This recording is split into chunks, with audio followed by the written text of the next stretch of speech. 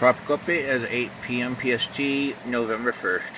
One has become a tropical cyclone, a early tropical cyclone.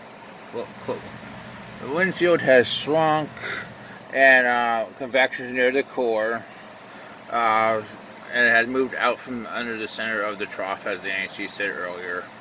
It's now moving east-northeastward. Expected to head northeastward pretty soon. Here's the NHC advisory. They went with 40 knots. It has some dry air and vertical wind shear, so we don't expect much strengthening with this system. It's moving 75 by 6 knots. So it's east-northeast, and it should head northeastward, then turn more east-northeastward later in the forecast period, along with the models. Here's the NHC track, which is pretty in line with most of the models. Intensity doesn't really show any strengthening over the next 72 to 120 hours. So that's one. Here's 95, which is broad LSC in the eastern Atlantic. Not going to develop.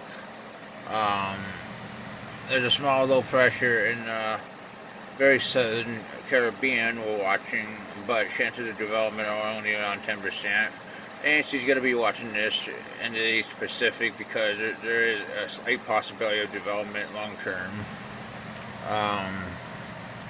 They say 20% at 5 days.